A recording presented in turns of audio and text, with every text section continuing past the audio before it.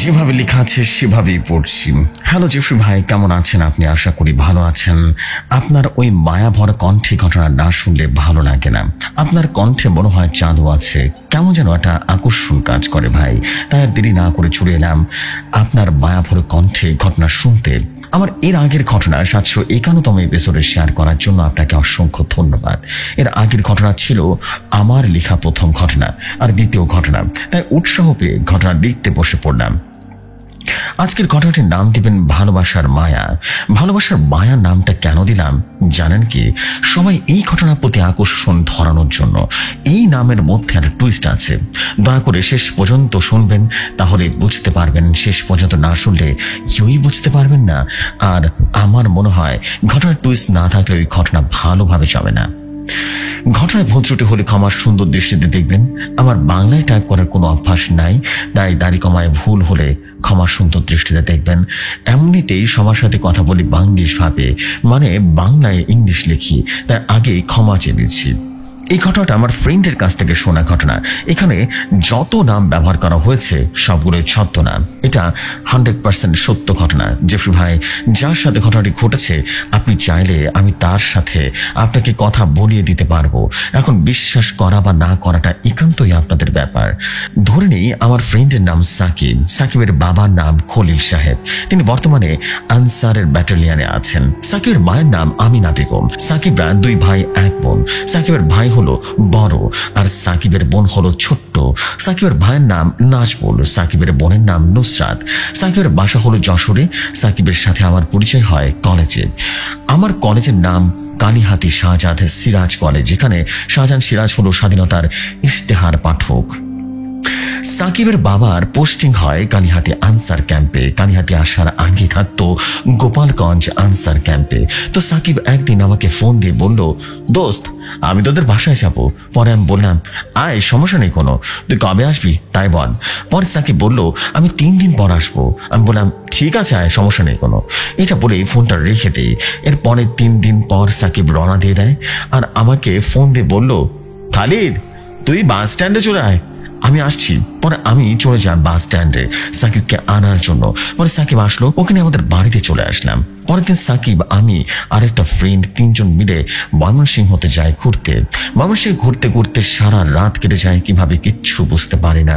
পরে 7টার দিকে বাসে উঠে পড়ি এবং বাড়ি আসতে না আসতেই রাত 9টা বেজে যায়। বাড়ি এসে ফ্রেশ হয়ে খাবার খেয়ে নিই। পরে 10টার দিকে দুজন মিলে আমাদের উঠানে বসে আড্ডা দিতে থাকি। এমন করে 12টা কিভাবে বেজে যায় কিছুই যেন বুঝতে পারিনি। পরে আড্ডা দিতে দিতে হঠাৎ করে আমার চোখ যায় আকাশের দিকে। তখন দেখি 2টা আগুনের গোলা উড়ে গেল পূর্ব দিকে এবং পশ্চিম দিকে। তখন আমি সাথে সাথে সাকিবকে বললাম, দোস্ত দেখ আকাশে এটা কি যেন যাচ্ছে। তখন সাকিব ওটা দেখলো। পরে সাকিব আর আমি ওইখানে আগুনের পেছনে যাই দেখার জন্য ওটা কোথায় যায়। পরে দেখলাম মাঠের মাঝখানে একটা বিল আছে। ওখানে যে আস্তে আস্তে নেমে গেল সেই বিলে। এরকম আগুনের গোলাগুলোর জন্য এর আগে আমি অনেকবার উঠতে দেখেছি, ভয় পাইনি। অনেক বছর আগে যখন আমাদের এখানে কোনো বাড়িঘর ছিল না, তখন অনেকে দেখতে আসতো। রাতে এখানে অনেকগুলো আগুনের গোলা যেন ছুটি হতো। অনেক মুরব্বিদের মুখে শুনেছি এগুলো। পরে সাকিবকে আমি বললাম, দোস্ত ভয় পাইছিস নাকি? সাকিব বলল, আরে না রে ভাই, এটা তো সামান্য বিষয়, এর থেকে ভয়াবহ ঘটনা আমাদের সামনে আমাদের ফ্যামিলিতে হয়েছে। আমি বললাম, বলিস কি দোস্ত, ঘটনাটা শোনাতো তাহলে আমাকে এসব ঘটনা শুনতে অনেক ভালো লাগে।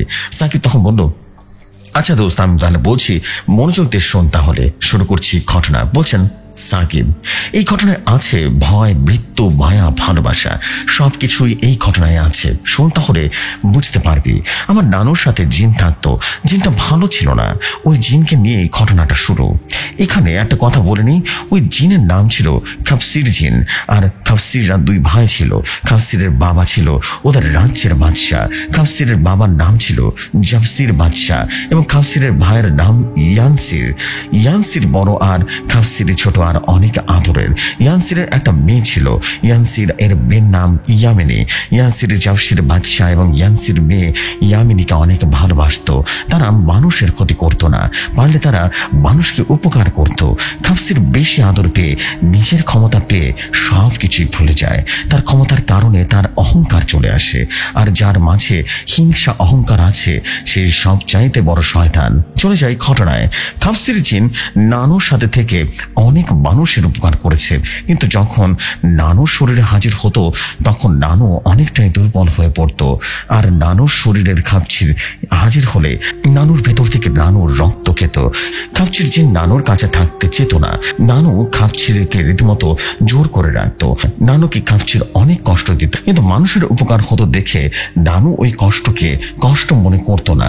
খাপচির নানুকে অনেকবার মারার চেষ্টা করেছিল, কিন্তু মারতে পারতো না কোনোভাবেই, কারণ নানুর কাছে সবসময় শরীর বন্ধ তাবিজ থাকতো, যার কারণে নানুকে খাপচির কিছুই করতে পারতো না। খাপচির শুধু সুযোগের অপেক্ষা থাকতো। একদিন খাপচির দেখলো নানুর কাছে শরীরের বন্ধের তাবিজটা নেই। ওই দিন নানু কোনো এক কারণে তাবিজটা খুলে রাখে, তাবিজটা পড়তে ভুলে যায়। তারপর নানু রাতে শোয়ার আগে ওয়াশরুমে যায়। আপনারা সবাই জানেন গ্রামের ওয়াশরুমটা একটু দূরেই হয়।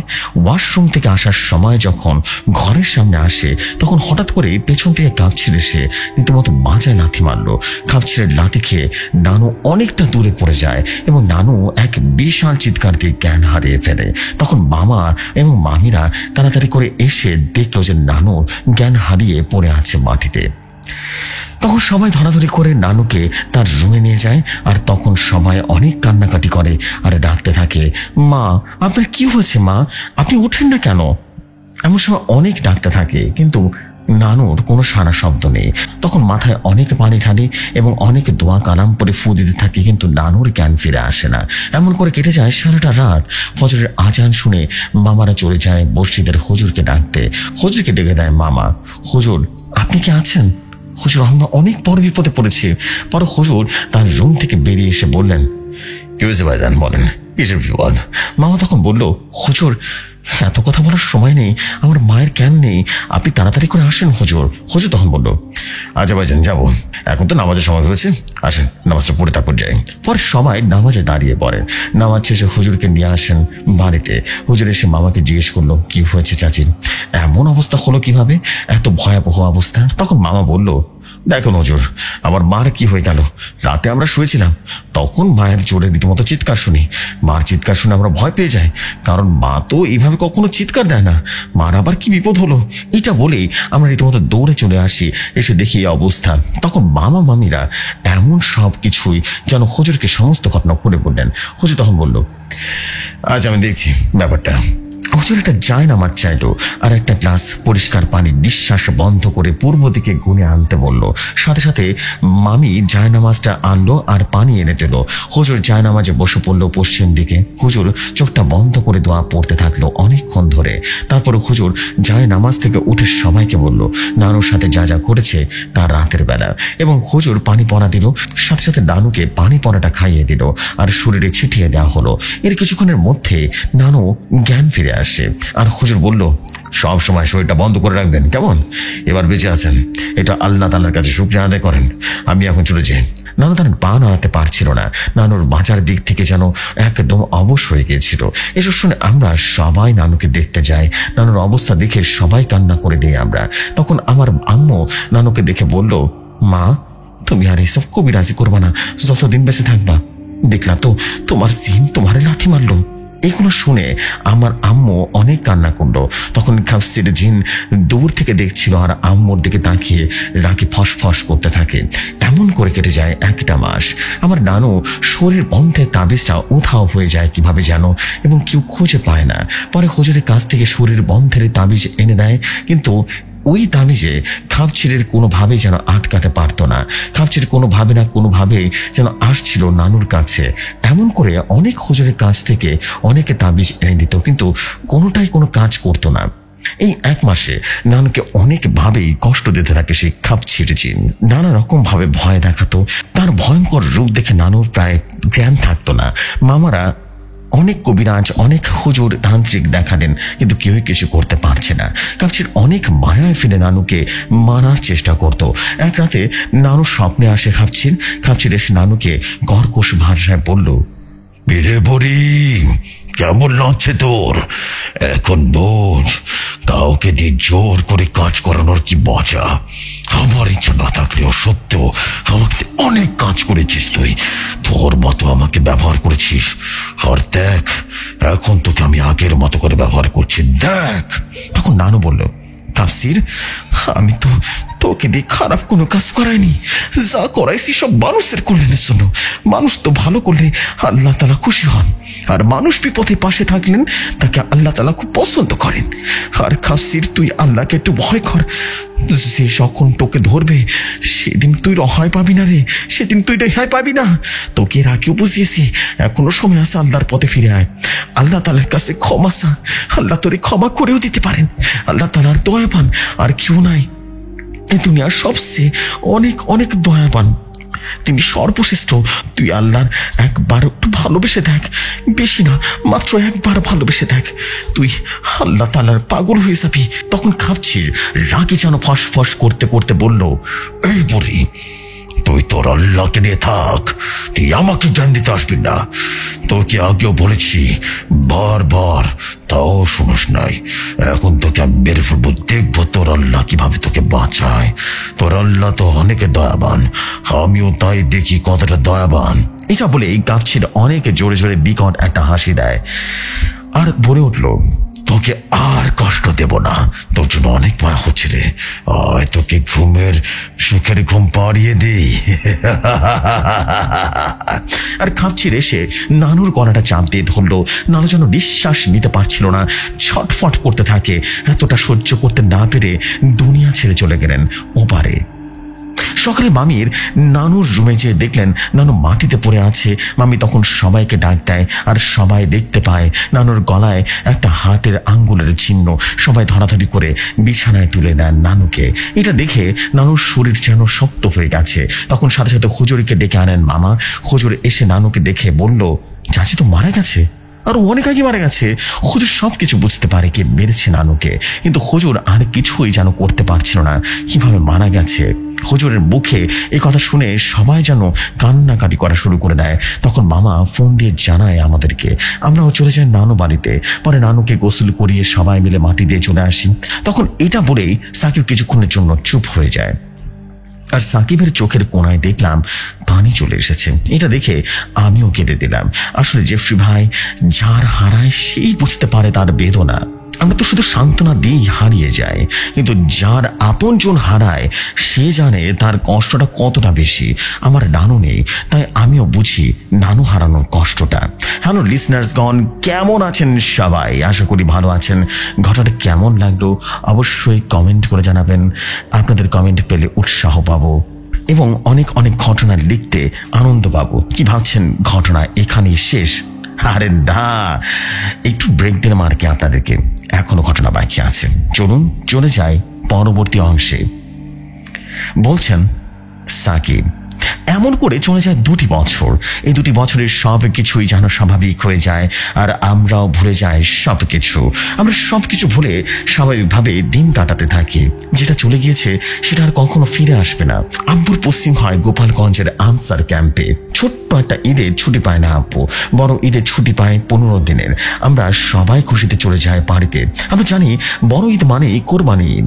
কোরবানির জন্য গরু কিনতে যায় আব্বু আর চাচ্চু। গরু কিনে আসতে আসতে রাত হয়ে যায়। তারপরে ধীরে ধীরে আসতে থাকে আব্বু, আর চাচ্চু আগে বাড়িতে চলে আসে, কারণ আব্বু চাচুকে পাঠিয়ে দিয়েছিল বাড়িতে। আব্বু আসার সময় রাস্তায় কোনো মানুষের দেখা পায় না, তাই একা একা আসতে থাকে। এমন করে আসার পর আর মাত্র 20 মিনিট হাঁটলেই আমাদের বাড়ি।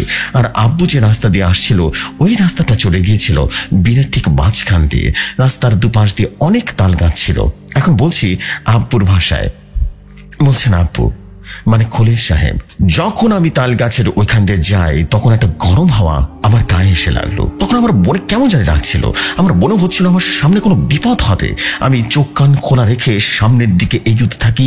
কিছু দূর আগানোর পরে আমার গরু আর সামনে এগোচ্ছিল না। আমি এগোতে থাকি, টানছি আর বাতো টান মারছি, তাও গরু কেন সামনে এগোচ্ছে না। এটা দেখে আমি যেন সামনে তাকাই আর ভাবি কি আছে সামনে, গরু তো এমন করে না। আমি তাকালাম, দেখলাম যেটা দেখার জন্য আমি মোটেই প্রস্তুত ছিলাম না। ওটা দেখে আমার গায়ের লোম দাঁড়িয়ে গেল। আমি দেখি রাস্তার দুপাশে দুটো পা দুটো দেখে মনে হচ্ছিল বিশাল বড় পা, আর আমি একটা পিপিলিকা। তাহলে বুঝো কত বড় পা ছিল ওটা। ওই পাটা যখন আমি উপরের দিকে তাকালাম, দেখলাম বিশাল বড় এক দানব দাঁড়িয়ে আছে। এত বড় দানব আমি আগে কখনো দেখিনি, যার লোম ভর্তি একেবারে ছিল, যা দেখতে মানুষের মতো ছিল না, বানরের মতো ছিল, মুখটা ঘোড়ার মতো ছিল। এটা দেখে আমি প্রচন্ড ভয় পেয়ে যাই সে দানবটাকে। বুঝতে দিই না, ওই দানবটা জানতো না আমি কবিরাজ চিকিৎসায় অনেক দোয়ারি জানি এবং গরুর হাট থেকে আসার সময় আরেকটা কাজ করি, একটা নতুন গামছা কিনে আনি, যার কারণে আমি এখনো বেঁচে আছি। তখন আমি সাহস করে বললাম, কে চাস তুই, আমার রাস্তা কেন আটকেছিস? তখন সে দানবটা বলল, তোর ওই গরুটা আমার পছন্দ হয়েছে, তোর এই গরুটা আমাকে দিয়ে দে, আমি এই গরুটা আমার প্রভুকে খুশি করব। তখন আমি বললাম, যদি না দিই তাও কি করবি? তখন এই দানবটা বলল, না দিলে আমি তোকে খেয়ে ফেলবো। এটা বলে বিকট একটা হাসি দিল। তখন আমি বললাম, তোর এত ক্ষমতা, আমি গরুটা ছুঁয়ে দেখা। এটা বলেই আমি তাড়াতাড়ি করে গামছা থেকে একটা সুতো বের করি এবং সুতোয় দুটো তোয়া পরে রীতিমতো 7টা গিট দিয়ে বেঁধে দিই। তখন ওই দানবটা অনেক জোরে জোরে চিৎকার দিয়ে বাতাসের সাথে মিলিয়ে যায় আর বলল, আমার প্রভু তোকে ছাড়বে না, ছাড়বে না। এটা বলেই সব নিশ্চুপ হয়ে যায়। আমি তাড়াতাড়ি করে বাড়িতে চলে আসি, এসে গোসল করে ফ্রেশ হয়ে শুয়ে পড়ি। পরের দিন সকালে ঘুম থেকে উঠে তাল গাছের নিচে যে দেখি একটা কাক মরে পড়ে আছে। পরে আমি বাড়িতে চলে আসি। এখন বলছি সাকিবের ভাষায়। আব্বুর সাথে এই ঘটনাটা হওয়ার পর থেকে শুরু হয়েছে আমাদের সাথে নতুন ঘটনা। এই ঘটনার পর 6 মাস কেটে যায়, কোনো সমস্যা হয় না। গোপালগঞ্জে আমরা একটা ফ্ল্যাট ভাড়া নিই। আমাদের ফ্ল্যাটে 4টা রুম। আব্বু আম্মু এক রুমে থাকে, আমার বোন এক রুমে আর আমার ভাই আরেক রুমে। আমার রুমটা ব্যালকনির সাথে নেই। একদিন আমি পড়ছিলাম, তখন সময় 2:45-এর মতো হবে। আমি পড়া অবস্থায় খেয়াল করলাম ব্যালকনিতে কে যেন দাঁড়িয়ে আছে। আমি ভাবছিলাম হয়তো নুসরাত, এটা ভেবে আমি আর তাকাইনি। পরে দেখি কেউ নেই সেখানে। আমার ভয় কাজ করা শুরু করলো। আমি ভয় ভয় ব্যালকনিতে গেলাম, গিয়ে দেখলাম কিছুই নেই। আমি রুমে গিয়ে নুসরাতকে জিজ্ঞেস করলাম, তুই কি বারান্দায় গেছিলি? তখন নুসরাত বলল, না ভাইয়া, আমি তো রুমে শুয়ে আছি। আর ভাইয়া হঠাৎ এই কথা কেন জিজ্ঞেস করলে, কি হয়েছে? আমি বললাম, এমনি কিছু না, মনে হলো তো তাই বললাম আর কি, তুই যা। তখন নুসরাত তার রুমে চলে যায়। এমন করে আমি প্রায় দেখতাম, কিন্তু কোনো গুরুত্ব দিতাম না। এমন করে কাটতে থাকি দিন। একদিন আম্মু প্রচন্ডভাবে মাথা ব্যথা শুরু হয়। আম্মুর এত মাথা ব্যথা শুরু হয়, আম্মু চোখ তুলে তাকাতে পারছিল না, আর কিচেন রুম থেকে ধস্তাধস্তির শব্দ শুনতে পারছিল। এমন করে কেটে যায় 2 ঘন্টা। পরে আসরের আজান দেওয়ার সাথে সাথে আম্মুর মাথা ব্যথা ভালো হয়ে যায়। তো এই একদিন হয় বলে আম্মু বিষয়টা স্বাভাবিক ভাবে নেয়। এরপর আরেকদিন এমন হয়, এমন করে প্রতিটা নিয়তই যেন এমন হতে থাকে। পরে আম্মু আব্বুকে সমস্ত ঘটনা খুলে বলে তার সাথে কি কি হচ্ছে। তখন আব্বু আম্মুকে দিয়ে ডাক্তারের কাছে চলে যায়। ডাক্তার দেখে ওনার কোনো সমস্যা নেই এবং উনি একদম সুস্থ। আর ডাক্তারের ওষুধ দেয় আর বলে দেয় যে এগুলো খেলে সুস্থ হয়ে যাবে। আম্মু ওষুধ খেতে থাকে কিন্তু কোনো কাজ হয় না, এমন মাথা ব্যথা করতেই থাকে, কিন্তু সবসময় যেন থাকে না। অনেক ডাক্তার দেখায়, কোনো কাজ হয় না। এমন করে অনেকটা দিন মাথা ব্যথা করতেই থাকে। একদিন আব্বু মসজিদে হুজুরকে সবকিছু খুলে বলে, নিয়ে আসেন হুজুরকে। হুজুর এসে পানি পড়া দিয়ে যান আর হুজুর বলেন, আমি কাল আসবো, কেমন? এটা বলে হুজুর চলে যায়। পরদিন সকালে হুজুর আসেন, এসে বললেন, অনেক ঝামেলা আপনাদের পরিবারে, এখানে একটা জিন না 2টো জিন আছে। তারা যখন আসে 2 জন না ধস্তাধস্তি করতে থাকে। আপনারা এখানে এই বাসায় থাকেন, এই বাসায় আগে একটা জিন থাকতো। এই জিন অনেক আল্লাহওয়ালা, তাই কারো ক্ষতি করে না। কিন্তু একটা জিন আছে, ওইটা আপনাদের পরিবারের সাথে অনেক আগে থেকে আছে, আর এর থেকে আমি আর কিছু জানতে পারিনি, বুঝতে পেরেছেন? তবে আপনার পরিবারের সঙ্গে যে জিনটা আছে না, ওই জিনটা ভালো না, তাই ওই জিন যখন আসে আপনাদের ক্ষতি করতে, তখন ভালো জিনটা ক্ষতি করতে দিতে চায় না। দুই জিনের ভিতরে এই জন্য সবসময় মারামারি লেগে থাকি, যার ফলে ওনার মাথা ব্যথা শুরু হয়ে যায়, বুঝতে পেরেছেন? এর থেকে আমি কিছু করতে পারিনি এবং জানতে পারিনি। তখন হুজুর পানি পড়া এবং তাবিজ পড়া দিয়ে চলে যান। আমরা সবাই ভাবতে থাকি কি করব এখন। পরিবারে জিন থাকা শুরু করলো কবে থেকে আমরা কেউ কিছুই বলতে পারিনি, আর কারো কিছু মনে করতেও পারিনি। এমন করে কেটে যায় আরো 2 মাস। আমরাও সবকিছু ভুলে যাই। একদিন দুপুরে আমি আমার রুমে ঘুমাচ্ছিলাম। নুসরাত আম্মু আব্বুর রুমে শুয়েছিল আর আম্মু রান্না করছিল। তখন নুসরাত খেয়াল করলো তার পেছনে কিছু দাঁড়িয়ে আছে। ও যখন পেছনে তাকায় তখন কেউকে দেখতে পায় না। নুসরাত মনের ভুল ভেবে শুয়ে থাকে। তারপর নুসরাত তার ঘাড়ে গরম নিঃশ্বাসের অনুভূতি করতে থাকে। তখন নুসরাত ভয় ভয়ে পেছনে তাকায়। তাকে যা দেখে ওটা দেখার জন্য মোটেই প্রস্তুত ছিল না। নুসরাত দেখলো বাঁদরের মতো মুখ নিয়ে, মহিষের মতো 2 শিং নিয়ে তার দিকে তাকিয়ে আছে। এটা দেখে ভয়ে নুসরাত চিৎকার দিয়ে জ্ঞান হারিয়ে ফেলে। নুসরাতের চিৎকার শুনে আমি যখনই আমার রুমে যাব তখনই দেখি বাহির থেকে আমার দরজা লক করা। হাজার চেষ্টা করে আমি দরজাটা খুলতে পারিনি। এদিকে আম্মু কিচেন রুমে দরজাটা লাগানো। আম্মু অনেক চেষ্টা করে খুলতে পারে না। তখন হঠাৎ করে আম্মু খেয়াল করলো দরজা লাগানোর সময় একটা অবয়ব যেন দাঁড়িয়ে আছে। এটা দেখে আম্মু অনেকটা ভয় পেয়ে যায়। তখন আম্মু অনেক ভয় ভয় জিজ্ঞেস করলো, কে কে আপনি, কি চান আমার কাছে? তখন অবয়বটি বলল, আমি তোর কাছে কিছু চাই না, আমি শুধু তোর কাছে থাকতে চাই। তোকে আমার খুব ভালো লেগেছে। এর আগে আমি তোর কাছে আসার চেষ্টা করেছি, কিন্তু কোনো এক তাবিজের কারণে আমি আসতে পারিনি। আর আমি কি জানতে চাস? শোন তাহলে, আমি হলাম খাবসির।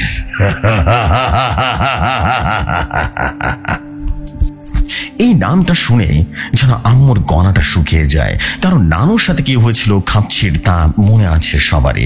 তখন খাপছির আরো বলল, তুই ভেবে নে আমি তোর সাথে আছি আর থাকবো সারাটা জীবন, যেমন করে তোর মায়ের সাথে থেকেছি।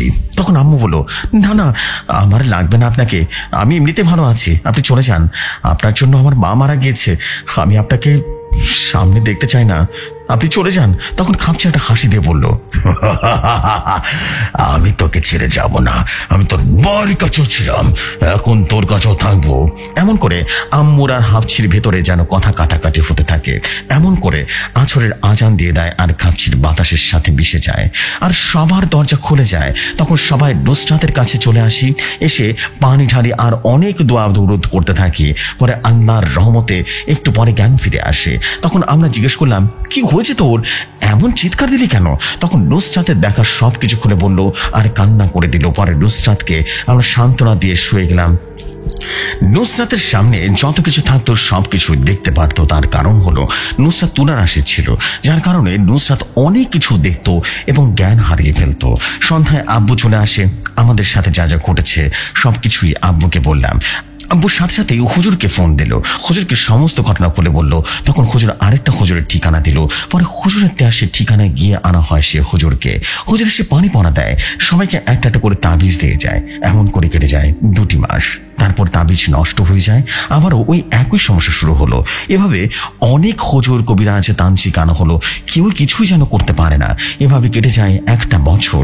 আব্বু ছুটিতে আমরা সবাই রীতিমতো চলে যাই বাড়িতে। তখন খালামণি, খালু, ফুফাতো ভাই, ফুফাতো বোন সবাই চলে আসে।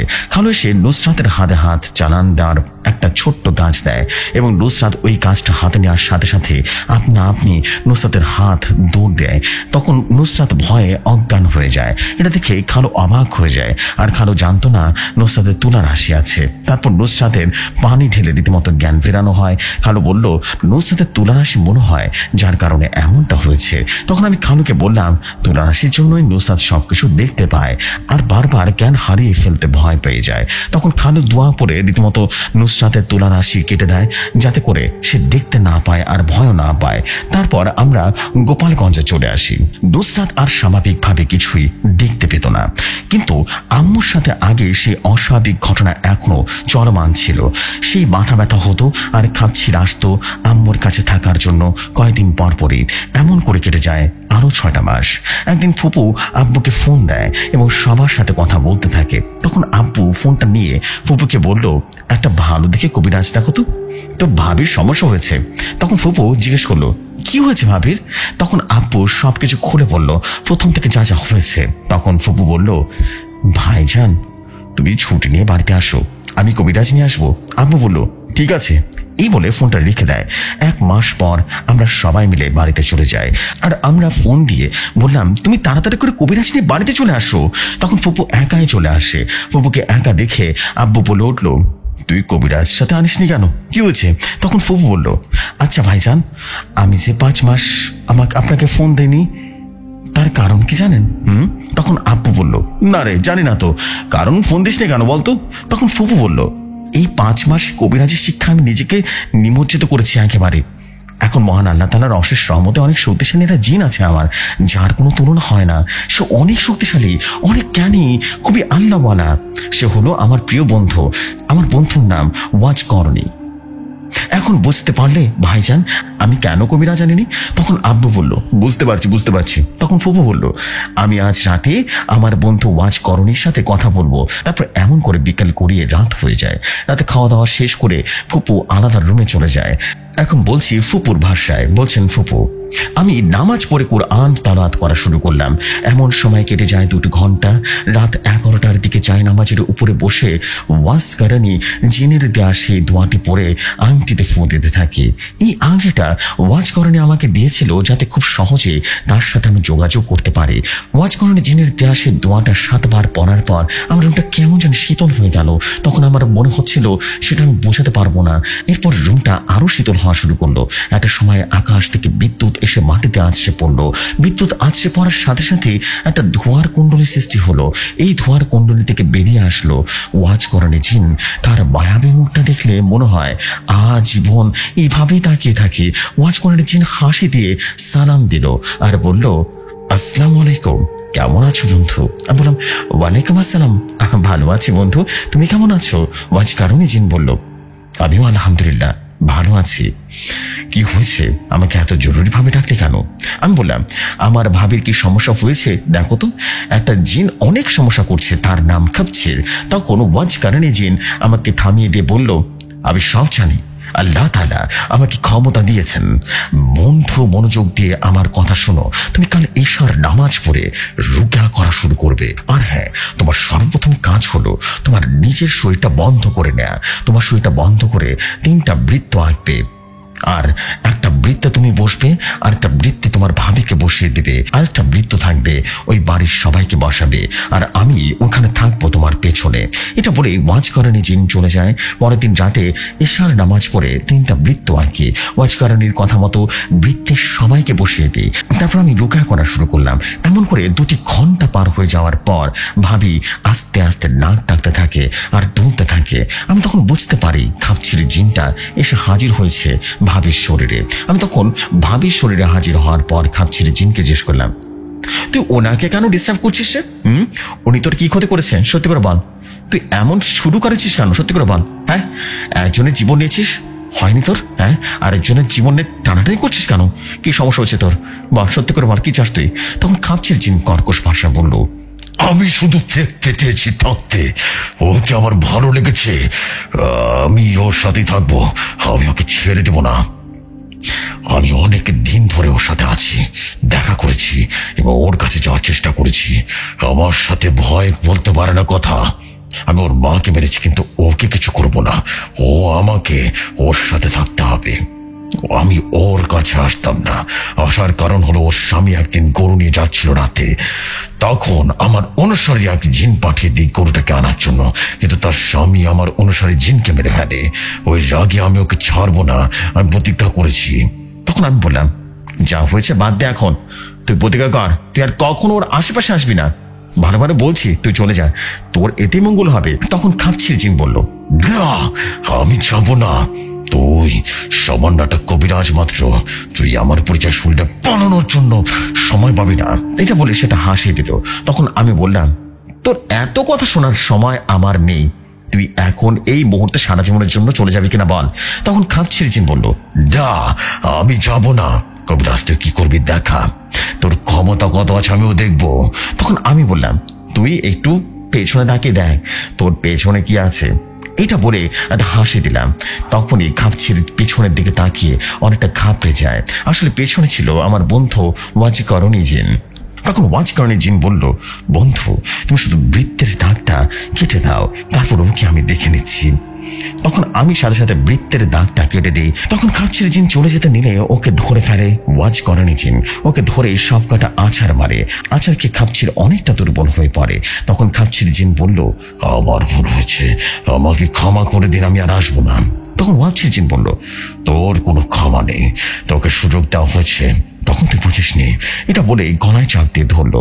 তখন খাপচির জিনের মৃত্যুকে সবার সামনে দেখে অনেকে ভয় পেয়ে যায় আর চোখটা বন্ধ করে দেয়। আর তার বাবা ঝাপচির বাদশা এবং তার ভাই ইয়ানসিরকে ডাকতে থাকে। তখন ঘূর্ণিঝড়ের মতো সৃষ্টি করে দেয় এবং চলে আসেন ঝাপচির বাদশা এবং ইয়ানসির। তখন ওয়াজিকরণী জিন ঝাপচির বাদশাকে দেখে বলে উঠলেন, বন্ধু তুমি এখানে? তখন ঝাপচির বাদশা বলল, হ্যাঁ বন্ধু, আমি এই কুলাঙ্গারের সন্তানের বাবা। এই কথা শুনে ওয়াজিকরণী জিন হতভম্ব হয়ে যায়। তখন ওয়াজিকরণী জিন বলে উঠল, খাপচির যে তোমার ছেলে তা তো কখন বলনি। আমি তো জানতাম তোমার একটা ছেলে ইয়ানসির। তখন ঝাপচির বাদশা বলল, হ্যাঁ বন্ধু, আমি বলিনি। কারণটা হলো খাপচির বেশি আদর পেয়ে নিজেকে অনেক বড় মনে করত এবং শয়তানের প্রতি বেশি আকর্ষিত ছিল। তাই আমি আমার রাজ্য থেকে ওকে বের করে দেই, আর এখন বিপদে পড়ে আমাকে স্মরণ করছে। আসলে সন্তান যত খারাপ হোক না কেন, সে বিপদে পড়লে ওখানে বাবারা না থেকে থাকতে পারে না। এটাই বাবাদের দুর্বলতা। এখন তুমি খাপচিরকে যা ইচ্ছা তাই করতে পারো, কারণ খাপচির আমার কোনো কথাই শোনে না। তখন খাপচির বলল, বাবা আমাকে ক্ষমা করে দাও, আমি ভালো হয়ে যাব, আল্লাহর ইবাদত করব, আর কোনো খারাপ কাজ করব না, আমাকে একটা বার সুযোগ দাও। তখন ওয়াজিকরণী জিন বলল, বন্ধু আমি আজকে একটা তোমার কাছে আবদার করব। আজকে আপনার তোমরা রাখতে হবে। তোমার ছেলে এখন বলেছে ভালো হয়ে যাবে, তাই শেষবারের মতো ক্ষমা করে দাও বন্ধু। তখন ঝাপচির বাদশা বলল, আচ্ছা বন্ধু, আমি শুধু তোমার কথায় ওকে ক্ষমা করে দিলাম। এরপর যদি আর একটা ভুল করে আমি একদম মেরে ফেলবো ওকে। তখন খাপচির তার বাবার সাথে চলে যায় আর ওয়াজিকরণী জিন সালাম দিয়ে তখন চলে যায়। এখন বলছি সাকিবের ভাষায়। তারপর ফুপু আমাদের সবাইকে পানি পড়া দিয়ে চলে যান। তারপর থেকে আমাদের আর কোনো সমস্যা হয় না। কি মনে হচ্ছে ঘটনা এখানে শেষ?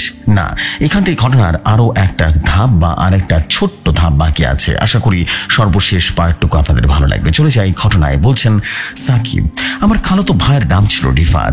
রিফাত ছোটবেলা থেকে মাদ্রাসায় পড়তো।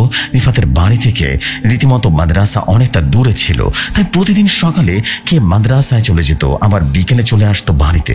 রিফাত যখন মাদ্রাসায় আসতো তখন বিকেলে তখন একটা মেয়েকে খেয়াল করছে সে একা একা, আর মেয়েটাও রিফাতের দিকে তাকিয়ে থাকতো। এমন করে অনেক দিন যাওয়ার পর হঠাৎ একদিন মেয়েটা রিফাতকে বলল, রিফাত তুমি কি আমার সাথে খেলা করবে? তখন রিফাত বলল, হ্যাঁ খেলা করব আমি। এভাবে খেলা করতে করতে সন্ধ্যা হয়ে যায়। রিফাত বাড়িতে চলে যায় এবং এদিকে খালামণি চিন্তা করতে থাকে রিফাতের কি হলো, সন্ধ্যা হলো এখনো আসে না কেন। তখন রিফাতে চলে আসে বাড়িতে। রিফাতকে দেখে খালামণি বলল, আজকে দেরি করলি কেন, কোথায় গিয়েছিলি? তখন রিফাত বলল, মা আমি খেলা করলাম তাই আসতে দেরি হলো। তখন খালামণি বলল, তুই আর এমন দেরি করে আসবি না, এই বলে দিলাম। এমন করে কেটে যায় অনেকটা দিন। ওই মেয়েটা মাঝে মাঝে এসে রিফাতের সাথে খেলা করত, মাঝে মাঝে মেয়েটা আসা একদম বন্ধ করে দেয়। রিফাত দেখতে দেখতে অনেক বড় হয়ে যায়। একদিন রিফাত মাদ্রাসা থেকে আসছিল, আসার সময় খেয়াল করে একটা মেয়ে তার দিকে এক দৃষ্টিতে তাকিয়ে আছে। রিফাত ওদিকে গুরুত্ব না দিয়ে চলে যায়। তার 7 দিন পরে আবারও ওই মেয়েটাকে দেখতে পায় রিফাত এমনই আর লাজুক প্রকৃতির ছিল, কিন্তু ওই মেয়েটার চেহারা এতটা সুন্দর ছিল, তার দিকে না তাকিয়ে থাকতে পেরে কেউ এমন করে মেয়েটা রিফাতের দিকে প্রায় দিনই তাকিয়ে থাকতো, আর রিফাত তাকিয়ে থাকতো মেয়েটার দিকে। একদিন রিফাত ভাবলো আজ আমি মেয়েটার সাথে কথা বলবোই, যেমন করে হোক। পরে যে ভাবা সেই কাজ। রিফাত রাস্তা দিয়ে যাচ্ছিল, তখন মেয়েটি রিফাতের দিকে তাকিয়ে আছে। তখন রিফাত যে মেয়েটিকে বলল, আপনাকে তো চিনলাম না তো। হ্যাঁ, আপনাকে তো গ্রামে এর আগে কখনো দেখিনি। আপনার বাসা কোথায়? তখন মেয়েটি বলল, আমি আপনাদের পাশের গ্রামে থাকি, তাই আপনি কখনো আমাকে দেখেননি। আর এভাবে তো চিনো না। এভাবে দুজন কথা বলতে থাকে। তারপর রিফাত চলে যায় বাড়িতে। এমন করে কথা বলতে বলতে দুজনের মাঝে বন্ধুত্ব সৃষ্টি হয়ে যায়। রিফাত মাদ্রাসার সাথে আসার সময় ওই মেয়েটির সাথে প্রতিদিন কথা বলতো। একদিন মেয়েটি রিফাতকে বলে ফেলে, আমি তোমাকে অনেক ভালোবাসি, তোমাকে ছাড়া আমি বাঁচতে পারবো না, আমার তোমাকেই চাই, আমার তোমাকেই লাগবে। তখন রিফাত একই কথা বলে। রিফাত মেয়েটাকে আগে থেকে ভালোবাসে। তখন থেকে শুরু হয়ে যায় রিফাতের প্রেম কাহিনী। রিফাত প্রতিদিন রাস্তা দিয়ে আসার সময় মেয়েটির সাথে কথা বলতে বলতে বাড়ি পর্যন্ত আসতো। তখন মেয়েটি চলে যেত। একদিন রাতে রিফাত শুয়েছিল আর ভাবছিল, আমি যদি ওকে দেখতে পারতাম স্বপ্নে তাহলে কতই না ভালো হতো। এগুলো ভাবতে ভাবতে রিফাত ঘুমিয়ে পড়লো। তখন রিফাতের স্বপ্নে দেখলো তার ভালোবাসার মানুষ স্বপ্নে এসে তাকে ডাকছে। এটা দেখে রিফাত হতভম্ব হয়ে যায় এবং ওই মেয়েটার সাথে কথা বলা শুরু করলো। এভাবে অনেকটা দিন স্বপ্নের মাঝে কথা বলতে থাকে তারা। একদিন মাদ্রাসা থেকে আসার সময় রিফাত মেয়েটিকে জিজ্ঞেস করে, সত্যি কি একটা কথা বলবে তুমি আমাকে? তুমি কে? তোমার সত্যিকারের পরিচয়টা আমাকে দেবে? তুমি কিভাবে আমার স্বপ্নে সে কথাগুলো বলো? এটা কিভাবে সম্ভব? একটা মানুষ কিভাবে স্বপ্নে এসে কথা বলে? এটা আমাদের মানুষের পক্ষে কখনো সম্ভব নয়। তখন মেয়েটি বলল, আমি সব সত্যি তোমায় বলবো এখন, কিন্তু তুমি আগে আমাকে কথা দাও, আমাকে ছেড়ে যাবে না তো? তখন রিফাত বলল, না, আমি তোমাকে ছেড়ে যাব না, তুমি সত্যিটা বলো, আমি সত্যিটা শুনতে চাই। তখন মেয়েটা বলল, আমার নাম ইয়ামিনী, আমি কোনো মানুষ নই, আমি একজন পরী। এখানে কিছু কথা বলিনি, আপনাদেরকে মনে আছে ইয়ামিনীকে? আবারও মনে করিয়ে দিই, ইয়ামিনী হলো জাফছির বাদশার রাতনি ইয়ানসিরের মেয়ে। ঘটনায় চলে যায়। এই কথাটা শুনে রিফাত অভিমান করে চলে আসে ওইখান থেকে। রিফাত বাড়ি এসে মন খারাপ করে বসে থাকে। ইয়ামিনী আমাকে মিথ্যা বললো কেন? এগুলো সারাক্ষণ ভাবতে ভাবতে আমি কোনো ভুল করলেন না তো? পরের সাথে কি মানুষের মিল হয়? এমন করে ভাবতে ভাবতে রাতটা পেরিয়ে যায়। রিফাত না খেয়ে শুয়ে পড়ে। ইয়ামিনী রিফাতের রুমে চলে আসে। তখন রিফাতকে ডাক দেয় ইয়ামিনী। তখন রিফাত বলল, ইয়ামিনী তুমি এখানে কেন এসেছো? আব্বু আম্মু জানতে পারলে অনেক সমস্যা হবে, তুমি চলে যাও এখনই। ইয়ামিনী তখন বলল, না, যাবো না। তুমি আমার সাথে রাগ করে চলে আসলে কেন? আমি তো আগেই বলেছি, আমি সব সত্যি বলছি, তুমি আমাকে ছেড়ে যাবে না, এটা বলে আমাকে কথা দিয়েছো, এখন কেন এমনটা করছো? তখন রিফাত বলল, আমি কি তোমাকে কম ভালোবাসা দিয়েছি? তুমি আমার সাথে মিথ্যে কেন বললে? তুমি পরে আগে কেন বলনি? আর আমি তো তোমাকে ভালোবাসি, তুমি এটা কেন বুঝলে না? তখন ইয়ামিনী বলল, আমার ভুল হয়েছে, আমাকে ক্ষমা করে দাও। এটা বলে ইয়ামিনী রিফাতকে জড়িয়ে ধরে কান্না করে দেয়। তখন রিফাতও ইয়ামিনীকে জড়িয়ে ধরে। তখন তারা দুজনেই শারীরিক সম্পর্কে লিপ্ত হয়ে যায়। এভাবে প্রতিদিন ইয়ামিনী রিফাতের রুমে আসতো আর শারীরিক সম্পর্কে জড়িয়ে যেত। এমন করে কেটে যায় অনেকটা দিন। দুজন দুজনকে অনেকটাই ভালোবেসে ফেলে। দুজনকে না দেখে থাকতেই পারতো না। আর ইয়ামিনী বলল, রিফাত আমি তোমাকে আমার রাজ্যে নিয়ে যাব, এখানে থাকা লাগবে না তোমার, এখানে পৃথিবীর মানুষ ভালো নয়। এভাবে অনেক কথা বলতে থাকলো রিফাতকে, কিন্তু রিফাত না করে দিল। এমন করে চলতে থাকে অনেক দিন। এক রাতে ইয়ামিনী এসে রিফাতকে অনেক জোর করে নিয়ে যায়। রিফাত না করে দেয় এবং ইয়ামিন তখন রাগে ফোঁস করতে করতে চলে যায়। রিফাত বুঝতে পারে এসব কিছু স্বাভাবিক হচ্ছে না। পরদিন মাদ্রাসায় যে রিফাত তার হুজুরকে প্রথম থেকে শেষ অবধি সবকিছুই খুলে বলে। তখন হুজুর বলল, রিফাত যাওয়ার হয়ে গেছে, আজ থেকে তুমি আমাদের মাদ্রাসায় থাকবে, কেমন? তোমার আম্মুকে আমি ফোন দিয়ে বলে দেবো। রিফাত মাদ্রাসায় থাকা শুরু করলো। এভাবে কেটে যায় 15টা দিন। রিফাতের কোনো সমস্যা হয় না। এরপর এক রাতে ইয়ামিনী রিফাতকে হাওয়ায় ভাসিয়ে নিয়ে যেতে চায়। তখন হুজুর দেখে রিফাতকে উড়িয়ে নিয়ে যাচ্ছে। তখন হুজুর দেওয়া পরে ইয়ামিনীর কাছে এবং ছাড়িয়ে নিয়ে আসে। এমন করে 2 থেকে 3 দিন পর পরই রিফাতকে নিয়ে যেতে চায় ইয়ামিনী। 1 মাস চলতে থাকে এমন কাহিনী। তারপর হুজুর মাদ্রাসার মুয়াত্তিমকে সমস্ত ঘটনা প্রথম থেকে শেষ অবধি বলে। মুয়াত্তিম হুজুর শুনে বললেন, আমি আজ রাতে রিফাতকে নিয়ে রুকায়া করব। তখন হুজুর তার বন্ধু জিনকে ডেকে রুকায়া করা শুরু করলো এবং তার পরিবার সম্পর্কে জেনে আসতে বলল। 1 ঘন্টা পরে হুজুরের বন্ধু জিন এসে হুজুরকে বলল, ইয়ামিনীর চাচা খাপচিরের সাথে রিফাতের খালামনের অনেক বড় ঝামেলা হয়। তারপর প্রথম থেকে শেষ অবধি সমস্ত ঘটনা খুলে বলে সেই হুজুরকে। এসব শুনে হুজুর ঘটনাটা বুঝতে পারেন। তারপরে এশার নামাজ পড়ে হুজুর রিফাতকে সামনে নিয়ে রুকায়া করা শুরু করলেন। তখন রিফাতের শরীরে ইয়ামিনীকে হাজির করা হলো। ইয়ামিনী এসে হুজুরকে একটা লম্বা সালাম দেয়। আসসালামু আলাইকুম হুজুর, কেমন আছেন আপনি? তখন হুজুর বলল, আলহামদুলিল্লাহ আমি ভালো আছি। তুমি এই ছেলেটাকে নিয়ে এমন কেন করছো বলো তো? তুমি তো অনেক অনেক ভালোবাসো, তাহলে ওকে কষ্ট কেন দিচ্ছ? তখন ইয়ামিনী বলল, আমি অনেক অনেক বেশি ভালোবাসি ওকে, আমি নিয়ে যাবো আমাদের রাজ্যে, এখানে আমার পছন্দ নয়। রিফাত তো ছোটবেলা থেকে অনেক ভালোবাসি আমি, তাই তখন সুযোগ পেলেই আমার সাথে নিয়ে যেতাম, খেলতাম। তারপর থেকে আবু বুঝতে পারে আর আমাকে অনেক বকা দেয়, তারপর থেকে তুমি আর আসতে পারি না। এখন বড় হয়েছি, তার কিছু বলে না, আমার নিজের ভালো আমি নিজেই বুঝতে শিখেছি, তাই রিফাতকে আমি নিয়ে যাবই। হুজুর আপনি আমাদের মাঝে আসবেন না। তখন হুজুর বলল, বুঝতে পারছি, তুমি এভাবে এভাবে যাবে না, তোমার দাদা তোমার বাবাকে ডাকতে হবে। হুজুর দোয়া পড়া শুরু করলো। তখন সাথে সাথে জাপছির জিন এবং তার ছেলে ইয়ানসির জিন হাফিজ হাজির হলো। জাপছির বাদশাহ রীতিমতো হুজুরকে সালাম দেয় আর বলল, আসসালামু আলাইকুম হুজুর, কেমন আছেন? আমাকে ডাকলেন কেন আর আমার নাতনিকে আটকে রেখেছেন কেন? কি হয়েছে সবকিছু খুলে বলেন আমাকে। তখন হুজুর বলল, আমি আলহামদুলিল্লাহ ভালো আছি, আপনাকে ডাকার কারণ হলো আপনার নাতনি। তখন হুজুর প্রথম থেকে শেষ অবধি সমস্ত ঘটনা পড়ে বলল। তখন জাপছির জিন বলল, হুজুর আমার নাতনির ভুল হয়েছে, আমি ওকে নিয়ে যাচ্ছি, আর কোনোদিন এই ছেলের কাছে আসবে না, কথা দিচ্ছি আপনাকে। আমার নাতনিকে ছেড়ে দেন আপনি। হুজুর তখন দোয়া পড়ে ছেড়ে দেন। জাপছির বাদশাহ নাতনিকে নিয়ে চলে যায়। তারপর থেকে আর কোনোদিন ইয়ামিনী আসেনি রিফাতের সামনে। এটা বলে সাকিব তার ঘটনা শেষ করলো। কি অবস্থা সবার? কেমন লাগলো ঘটনাটি? সবাই বুঝতে পারছেন তো কেন ঘটনার নাম দিয়েছি ভালোবাসার মায়া? এটাই হলো আমার টুইস্ট। সবাই বেশি বেশি করে কমেন্ট করে জানিয়ে দেবেন কেমন লাগলো ঘটনা, এবং যেসব ভাই ঘটনাটি সিলেক্ট করে জানাবেন। আমার ফোন নাম্বার, প্রথম তার ফোন নাম্বার দিয়েছিলেন এবং বলেছেন সবাই ভালো থাকবেন, আবারও দেখা হবে নতুন কোনো ঘটনায়। আল্লাহ হাফেজ, আসসালামু আলাইকুম।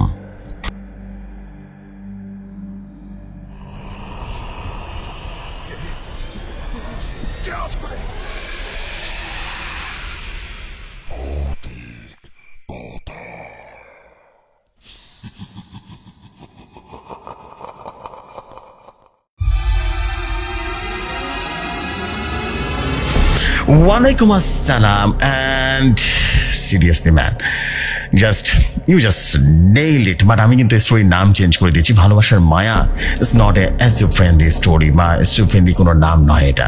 বা ভালোবাসার কথাটা শুনলে মনে হয় যেন এটা একটা লাভ স্টোরি। সো আমি খাপছির জিনের ভয়াবহ ঘটনা নামেই কিন্তু জানাচ্ছি, বা খাপছির জিনের ঘটনা নিয়ে জানা মানে স্টোরিটা শেয়ার করছি। এতে করে সবাই একটা অদ্ভুত ভয়ঙ্কর জিনের ঘটনা শুনতে পারবে। এবং ভালোবাসার মায়া is the romantic name, so এটা আমাদের ভৌতিকতার সাথে যাচ্ছে না। আমি নামটা কিন্তু চেঞ্জ করে ফেললাম, আপনাকে বলি নামটা চেঞ্জ করলাম, জনসম্মুখে বলি ঘটনার নামটা চেঞ্জ করলাম। আই হোপ আপনারা বুঝতে পেরেছেন। So this is the fact. আশা করছি আপনাদের সবার কাছে অনেক অনেক বেশি ভালো লাগবে। সো আমি আর কিছু বলবো না, আমি সরাসরি চলে যাবো ঘটনায়। আমি শুধু এতটুকু বলবো যে প্রিয় ভাই, জাস্ট উড়াই দিয়েছেন আপনি ঘটনাটা। মাশাআল্লাহ, দিস ইজ অ্যাবসলিউটলি মাথা নষ্ট স্টোরি ছিল, অসাধারণ অসাধারণ, খুব বেশি ভালো লেগেছে। অ্যান্ড আই হোপ আপনাদের সবার কাছে ঘটনাটি অনেক বেশি ভালো লাগছে। অ্যান্ড এত লম্বা স্টোরি, মজাই আলাদা, স্টোরির মজা আলাদা। ইটস অ্যাবসলিউটলি ফাটাফাটি স্টোরি ছিল। This is amazing, thank you very much. আশা করছি আপনাদের সবার কাছে ভালো লেগেছে। ভালো লাগলে অবশ্যই কমেন্ট করে জানাবেন। অ্যান্ড আমাদের প্রিয় ভাই, আপনাকে আবারও বলবো, আপনার পরবর্তী ঘটনা কিন্তু আমি চাই আসলে খুবই সুন্দর ঘটনা লেখেন আপনি, মাশাআল্লাহ। অ্যান্ড ইনশাল্লাহ আপনার পরবর্তী ঘটনাটা খুব সুন পেয়ে গেলে বোধহয় মনটা হালকা হয়ে যাবে। Thank you so much bro. চলে যাই আমরা পরবর্তী ঘটনা, আশা করছি পরবর্তী ঘটনা আপনাদের কাছে দারুণ রকম সুন্দর লাগবে। চলে যাই ঘটনায়।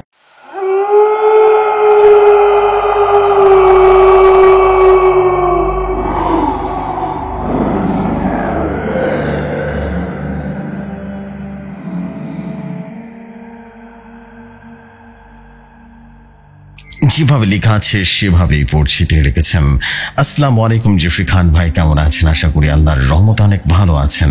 আমি মোহাম্মদ বিপ্লব, আমি আরব আমিরাত প্রবাসী, থানা গাংনী, জেলা মেহেরপুর। আমি এই ঘটনাটা যেভাবে পেয়েছি ঠিক সেভাবে লিখে পাঠালাম, ভুল ত্রুটি হলে ক্ষমা সুন্দর দৃষ্টিতে দেখবেন।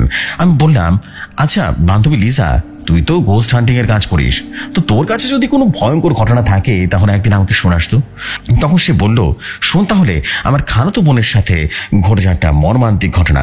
খালাতো বোনের নাম হলো লিমা, সেও আমার টিম মেম্বার ছিল, আমরা সব কাজ করতাম একসাথে, কিন্তু আজ সে আমাদের সাথে নেই। আমি তখন বললাম, মানে? নিচে তখন বলল, সে পাগল উন্মাদ হয়ে গেছে। আমি বললাম, কিন্তু কেন, কিভাবে পাগল হলো বল না? নিজা বলতে শুরু করলো, তুই এত কথা বলিস না, শোন তাহলে। পড়াশোনার পাশাপাশি গোস্ট হান্টিং বা জিনের অস্তিত্ব খুঁজে বেড়ানোই ছিল আমাদের দুজনের কাজ। রাত নেই দিন নাই, পুরনো কোনো কিছুর সন্ধান পেলেই যেন ছুটে যেতাম সেখানে। গরমের কোনো এক বিকালে বসে বসে ভাবতে থাকি, এখনো তো কলেজ বন্ধ, আর কোনো কাজও নেই। তখন লিমা পেছন থেকে বলে উঠল, লিজা এত মনোযোগ দিয়ে কি ভাবছিস? লিজা তখন বলল, তেমন কিছু না। তখন লিমা বলে উঠল, চল তাহলে পাশের সমুদ্রের পাড়ে থেকে ঘুরে আসি, এবং আমি বাসায় যাব, আম্মু কল দিয়ে যেতে বলেছে। আমি বললাম, আচ্ছা চল তাহলে যাওয়া যায়। আমরা দুজনেই চলে গেলাম সমুদ্রের পাড়ে। কি যে সুন্দর আর মনোরম দৃশ্য! এ কথা বলে জেফরি খান ভাই লিজার জায়গার নামটা উল্লেখ করে নেই। ঘুরতে ঘুরতে একটা পর্যায়ে দেখি লিমা কিছু একটা সাথে মনোযোগ দিয়ে দাঁড়িয়ে আছে। আমি বললাম, কিরে কি দেখছিস লিমা? লিমা আর কিচ্ছু বললো না। আমি বললাম, তাহলে এইবার বাসায় যাওয়া যায়। লিমা বলল, তাহলে তুই হোস্টেলে চলে যা, আমি বাসায় চলে যাই। আমি বললাম, সাবধানে যাস, আর বাড়িতে পৌঁছে আমাকে কল দিয়ে জানাস কিন্তু। লিমা বলল, আচ্ছা ঠিক আছে। এই বলে যে যার মতো চলে গেলাম। এইভাবে কেটে গেল একটা সপ্তাহ, বেশি হলো। আমি আর কোনোভাবে লিমার সাথে যোগাযোগ করতে পারছিলাম না। আমি আর কিছু না ভেবে খালার বাসার দিকে রওনা দিলাম, আর ভাবতে লাগলাম, এমন তো হওয়ার কখনো কথা নয়, কোনো একটা বিপদ হলো না তো আবার। এই ভাবতে ভাবতে আসলাম খালাদের বাসায়। আমি বাসায় ঢোকার সাথে সাথে খালা এসে আমাকে জড়িয়ে ধরে কাঁদতে লাগলো, আর বলল, আমার মেয়েটাকে বাঁচা, আমার মেয়েটাকে বাঁচা। আমি বললাম, খালা কি বলছো তুমি? লিমার কি হয়েছে? আর আমি তোমাদের সাথে কেনই বা যোগাযোগ করতে পারিনি বলো তো? লিমার কি হয়েছে? খালা তখন বলতে লাগলো, চল গিয়ে দেখ, তারপর বলছি। গিয়ে যা দেখলাম তা দেখে আমি নিজের চোখকে বিশ্বাস করতে পারছিলাম না। দেখলাম লিমার শরীরে কোনো কাপড় নেই, আর লিমাকে খাটের সাথে বেঁধে রাখা হয়েছে। আমি লিমার কাছে যেতেই লিমা বলে উঠলো, লিজা তুই মাকে বল না আমার কাছে একটা পুরুষ মানুষ এনে দিতে। আমার না অনেক কষ্ট হচ্ছে, আমার শারীরিক চাহিদা পূরণ করে দে না। আমি তখন খালাকে বললাম, খালা লিমা এসব কি বলছে বলো তো? লিমা আমার কাছ থেকে আসার পর থেকে এখন পর্যন্ত কি কি হয়েছে বলো তো? তখন খালা বলতে লাগলেন, সেদিন সন্ধ্যায় লিমার বাড়িতে আসার পর বলল, আম্মু শরীরটা না ভালো লাগছে না, আমি এখন ঘুমাবো, তুমি ডাকবে না, বলে চলে গেল ওর রুমে। মাঝরাতে লিমার ঘর থেকে একটা মৃদু আওয়াজ শুনে ঘুমটা ভেঙে যায়। আমি গিয়ে ডাকতে থাকি, লিমা, এই লিমা, দরজাটা খোল, কি হয়েছে তোর মা? দরজাটা খোল। তখন লিমা কর্কশ গলায় বলে উঠলো, তুই এটা কি করলি? চলে যা, আমার রুমের সামনে থেকে চলে যা। আমি তখন ভাবলাম হয়তো বা ঘুমের মধ্যে সব কিছু বলছে।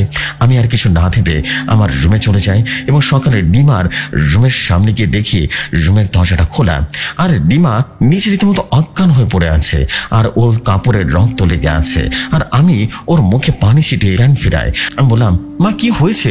হ্যাঁ, তোমার কাপড়ের রক্ত লেগে আছে কেন? তখন আমার কথা শুনে লিমা হাসতে হাসতে বলল, রক্ত বের না হলে কি মজা লাগে। হ্যাঁ, ডাকতে না ছোট একটা ছেলেকে, দেখি না কেমন করে শোক দিতে পারে আমায়। এই বলে হাসতে থাকে, আর আমার শরীরে বাজেভাবে হাত দিতে থাকে। লিজা তুই বল, একটা সুস্থ মেয়ে কি কখনো এভাবে কথা বলতে পারে? আর আমার শরীরে কি যে বাজেভাবে টাচ করতে থাকে, আর বলছিল কত মজা সে লাগছে, এরকম করছিল। তখন আমি লিমাকে জোর করে আমার কাছ থেকে শরীরের রুম আটকিয়ে রেখে ভাবতে থাকি, কি হয়ে গেল আমার মেয়েটার? তোর সাথে যোগাযোগ করার অনেক চেষ্টা করেছি, কিন্তু করতে পারিনি। আমি তো কাউকে কিছু বলতে পারছি না, কেমন করে বলবো যে লিমার আমার শরীর বাজেভাবে টাচ করছে? এই বলে মেয়েটার চরিত্র নিয়ে লোক বাজে কথা বলবে, আর উপায় না পেয়ে এক বাড়িতে এক তান্ত্রিক নিয়ে আসি। তান্ত্রিক আসার পর পানি পড়া তেল পড়া দিয়ে চলে যায়, আর বলল, ভয়ের কিছু নেই, বদজিনের নজর পড়েছে, ঠিক হয়ে যাবে। এই বলে তান্ত্রিক চলে যাওয়ার পর থেকে লিমার পাগলামি বাড়তে থাকে। বাড়িতে কোনো পুরুষ মানুষ আসলেই লিমা তার কাছে গিয়ে রীতিমতো তার প্রতি আকৃষ্ট হবার চেষ্টা করতে থাকে। এমনকি সবার সামনে ছোট চাচিকে রীতিমতো বলল, রাতে চাচা তোমাকে সুখ দিতে পারে, চাচা বলো না আমায় একটু সুখ দিতে। বলতে বলতে ওর চাচার কাছে যেতে নেই, তখন সবাই মিলে ধরে রাখি। পরের দিন আরেকজন তান্ত্রিক আসে এবং এসে বলল, আপনারা সবাই আপনাদের রুম থেকে বের হবেন না, আমি না বলা পর্যন্ত। এই বলে তান্ত্রিক লিমার রুমে ঢুকে দরজাটা বন্ধ করে দেয়। আধা ঘন্টার পর দেখি তান্ত্রিক হাসছে, হাসতে হাসতে চলে যাচ্ছে। আমি দৌড় দিয়ে লিমার রুমে গিয়ে লিমার উলঙ্গ হয়ে বসে আছে এমনটা দেখলাম। আমাকে দেখে বলতে লাগলো, আমাকে সুখ দিতে পারেনি, আমার আরো পুরুষ লাগবে। এই বলে হাসতে থাকে। আমি মনে মনে ভাবলাম, আমি তান্ত্রিককে নিয়ে আসলাম আমার মেয়েকে সুস্থ করার জন্য, আর তান্ত্রিক সুযোগ নিয়ে চলে এলো, কিভাবে সম্ভব? আমি বললাম, তান্ত্রিকের নামে থানায় মামলা করবো। ভাবছিলাম তখন লিমা বলে উঠলো, মামলা করা রাখবে না, কাল সন্ধ্যায় হওয়ার আগে তান্ত্রিককে মেরে ফেলবো, কারণ ও আমাকে সুখ দিতে পারেনি। কালকে গিয়ে দেখিস তান্ত্রিকের অবস্থা। আমি আর কিছু না বলে লিমার ঘর থেকে বের হয়ে আসি আর সকালে তান্ত্রিকের বাসায় চলে যাই। আর গিয়ে দেখি মানুষ তান্ত্রিকের বাসায় রীতিমতো দাঁড়িয়ে আছে। ভিড় ঠেলে গিয়ে দেখি তান্ত্রিক রক্ত বমি করছে। আর গিয়ে বললাম, গত রাতে আপনি আমার মেয়ের সাথে কি করেছেন? তখন তান্ত্রিক বলল, আমাকে ক্ষমা করে দিন, আমিও সব দেখে নিজেকে সামলাতে পারিনি। লালসা জেগে উঠে আর নিজে থেকে ও আমাকে ডাকছিল, আমি সুযোগটা কাজে লাগিয়েছি। আমার আমার কাজের জন্য আমার মৃত্যুর মুখে আমাকে বাঁচিয়ে রাখবেন আমি জানি। এই কথা শুনে হতাশ হয়ে চলে আসি। এই 6 দিনে 6টা তান্ত্রিক এসেছে, কেউ কিছু বলতে পারেনি, কিছু করতে পারেনি। লিজা, মা দেখো না, কিছুটা করো। এই বলে খালামণি কান্না করতে লাগলো। আমি বললাম, খালা তুমি চিন্তা করো না, সব ঠিক হয়ে যাবে। এই বলে আমি লিমার ঘরে গিয়ে দেখলাম লিমা ঘুমিয়ে আছে। আর একটা জিনিস আমার চোখে পড়লো, তা হলো লিমার গলায় থাকা একটা পুঁতির মালা যায় এবং মাঝখানে একটা টুকরো স্বচ্ছ কাছের টুকরো যেন জঞ্জল করছে। আমি বাইরে এসে খালাকে বললাম, খালা লিমার গলায় মালাটা তো ছিল না আগে। তখন খালা বলল, কেন? ওখানে থাকার কথা, দেখছি মালাটা লিমার গলায় তো থাকবে, কেন বলতো? আমি বললাম, তেমন কিছু না, আমি দেখছি বিষয়টা। আমি তখন লিমার কাছে গিয়ে মালাটা একটা ছবি তুলে নিয়ে আসি। লিমা আমাকে বলল, শোন বন্ধু, তোকে আজকে একটা কথা বলি, তুই কাউকে বলতে পারবি না। আমি বললাম, এমন কোন কথা আছে যেটা বলতে পারবো না? লিমা বলল, তুই জানিস তুই গোস্ট হান্টিং এর পাশাপাশি আমাকে কালো জাদু অনেক কিছু করতে পারি। আমি বললাম, তাই নাকি? তুই দেখি সুন্দর, গিরিগিটি, না জানি কত রূপ আছে তোর। তারপর কি হলো বলতো? লিজা আবারও বলতে শুরু করলো, আমি ওয়েস্ট আমেরিকা ডেভিল লুসিফার গ্রুপের একজন অ্যাক্টিভ মেম্বার। আমার ওখানে থেকে অনেক কিছু শিখেছি এবং শিখছি। আমি তখন তাদের সবকিছু খুলে বলি। তখন ওখান থেকে চার্চের ফাদার বলল, ছবিটা দাও। ফাদার আরো বলল, তোমাকে কি কি করতে হবে আমি আগামীকাল জানিয়ে দেব। বলছেন, ফাদার শোনো, সব সমস্যার প্রধান হলো এই বালাটা। আমি বললাম, কিন্তু কেন? ফাদার বললেন, প্রশ্ন করো না, শুধু শুনতে থাকো। তোমরা দুজনে সমুদ্রের পাড়ে ঘুরতে গিয়েছিলেন, মনে আছে? ওখানে একটা বালাটা খুঁজে পায় আর বাড়িতে আসার সময় সেটা সময় গালে পড়ে। আর এরপর থেকে সমস্যা শুরু হয়। কারণ হলো এই মালাটার মাঝখানে কাঁচের টুকরো আছে আর এর মধ্যে একটা জিনিন চালান করা হয়েছিল, কালো জাদু করা হতো। আর এটা হলো 1000 বছরের পুরনো পদ্ধতি, যা তৎকালীন মিশরীয় ভাবে কালো জাদুটা করা হতো। একটা সময় বুজুর্গ ব্যক্তি এই মালাটাকে বক্সবন্দি করে সমুদ্রে ভাসিয়ে দেন। কিভাবে এসেছে তা আমার জানা নেই। এই কারণে তান্ত্রিকরা এই কালো জাদুর অস্তিত্ব আছে কিনা বুঝতে পারেনি। আমি তখন বললাম, ফাদার এখন আমাদের কি করতে হবে? ফাদার বললেন, তোমাকে লিমার গলায় মালাটা খুলে নিতে হবে। আমি বললাম, এই কেমন কাজ? কাল সকালে যে খুলে নেব? ফাদার রেগে গিয়ে বললেন, বড় এই কাজটা করতে হবে না, এতে তোমার মৃত্যু নিশ্চিত হয়ে যাবে। আমি বললাম, শোনো, আমি এখন ইম্পসিবল মন্ত্র ভয়েস দেব, তুমি মুখস্থ করে নেবে। আর কিছু জিনিস লাগবে, যেমন কালো বিড়ালের চামড়া, শিয়ালের চামড়া লাগবে। আমি জানি, তুমি চিন্তা করো না, সকালে সবকিছু পেয়ে যাবে। আরো কিছু কথা হলো, মালটি যখন খুলতে যাবে তোমাকে বাধা দেওয়ার চেষ্টা করবে, কিন্তু চোখের দিকে তাকেও না, তাহলে কিন্তু সব শেষ হয়ে যাবে। আর মালাটা বিড়ালের চামড়ার মাঝে রেখে বক্সের ভেতরে সমুদ্রে ভাসিয়ে দিবে। আমি তখন বললাম, ধন্যবাদ ফাদার আমাকে সাহায্য করার জন্য। আমি তখন গিয়ে খালাকে বললাম, খালা তুমি রাতে লিমাকে দেখে রাখো, কালকে সকালে সবকিছু শেষ হয়ে যাবে। তাই বলে রাখলাম, আমি ঘুমাতে চলে যাই। সকালে ঘুম থেকে উঠে দেখি ফাদার যা যা বলেছিলেন সবকিছু আমার টেবিলের উপরে রাখা। আমি কি খালাকে আরো কি মহিলার মানুষকে বললাম শক্ত করে ধরে রাখবে, যা কিছু হয়ে যাক না কেন। অনেক কষ্ট করে মালাটা খুলতে সক্ষম হলাম। ও বলতে ভুলে গিয়েছি যে ইম্পসিবল ফাদার দিয়ে গিয়েছিল সে মালাটা খোলার সময় পড়ার সময় যাতে আটকাতে না পারে। ফাদার আরো বলেন, আমার পক্ষে ওই মালার ভেতরে আটকে রাখা কালো জাদু এবং জিনটাকে শেষ করে ফেলা আমার পক্ষে সম্ভব নয়। জানি না ভবিষ্যতে এই মালা কার জীবন ধ্বংস করবে, কেননা এই মালা আজও আছে। আমার করা প্রথম কাজ এই বলে লিজা ঘটনা শেষ করে। আসসালামু আলাইকুম ভাই, ভালো লাগলে পড়ে শোনাবেন।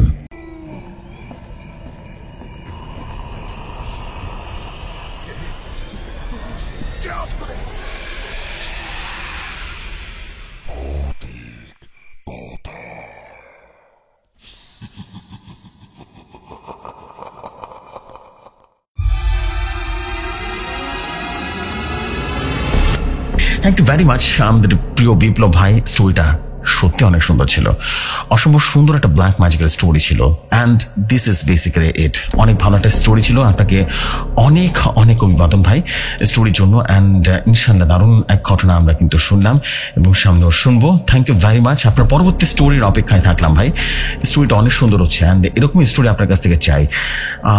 স্টোরি অনেক বেশি interesting. Thank you very much. চলে যাই আমরা পরবর্তী ঘটনায়।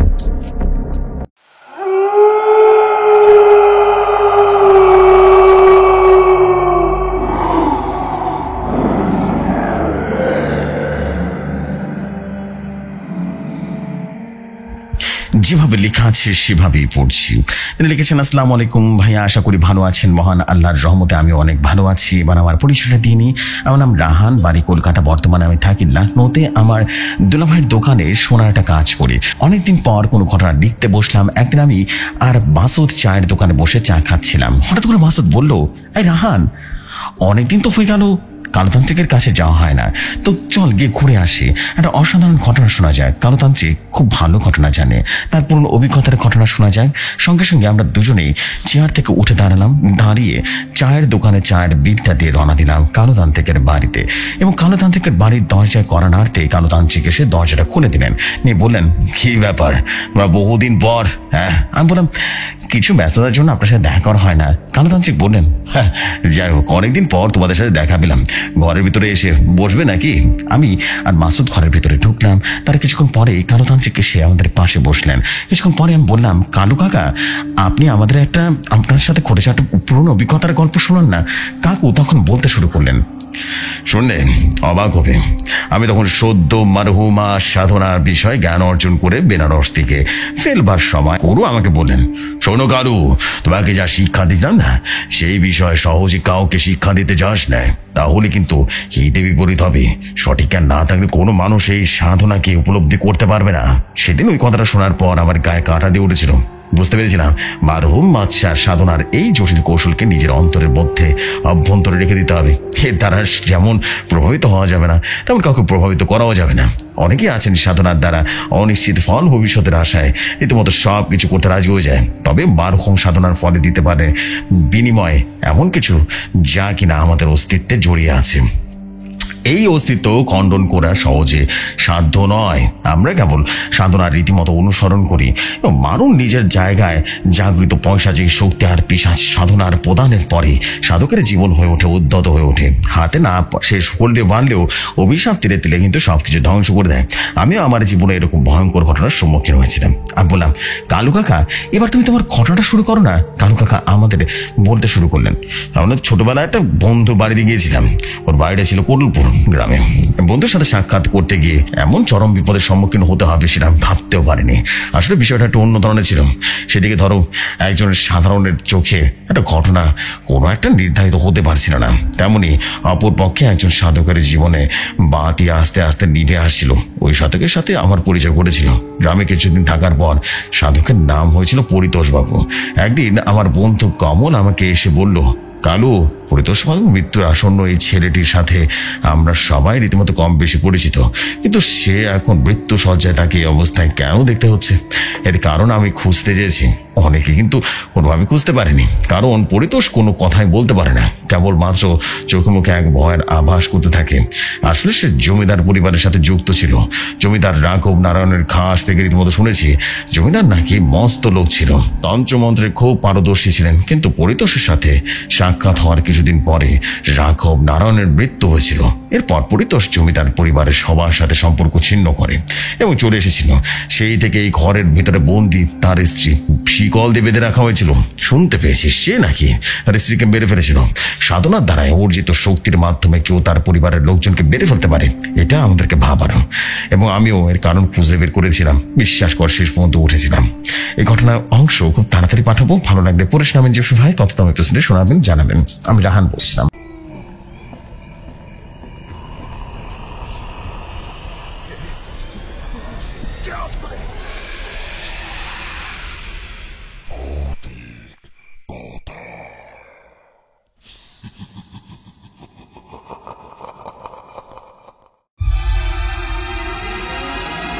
থ্যাংক ইউ ভাই।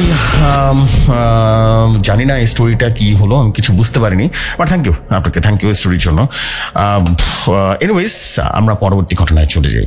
এই ঘটনার আমি আসলে কিছু বুঝতে পারিনি ঘটনার, বিকজ আপনি না দিয়েছেন কোনো মানে ঘটনার কোনো ব্যাখ্যা আমি আসলে খুঁজে পাইনি, বিকজ ঘটনাটা বোঝা যাচ্ছিল না কোথায় কি হচ্ছে না হচ্ছে বোঝা যাচ্ছে, বিকজ বানানে যা হচ্ছিল না হচ্ছিল, বাট আপনি দাড়ি কমা একেবারেই করেননি, যেন ঘটনা বুঝতে পারছিলেন না। আর সেকেন্ডে হচ্ছে 3 মিনিট পর আপনি বলছেন ঘটনার পরবর্তী অংশ।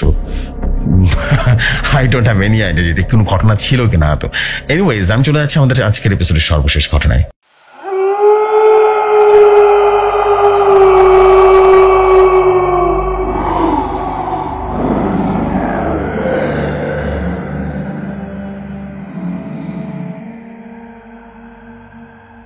ঘটনা আমার কাছে যেভাবে এসেছে ঠিক সেভাবে পড়ছি। আসসালামু আলাইকুম জফরি খান ভাই, আশা করি ভালো আছেন এবং দোয়া করি সবসময় ভালোর দলেই থাকেন। আমি আপনার ভৌতিকতার নিয়মিত একজন পাগলা ফ্যান।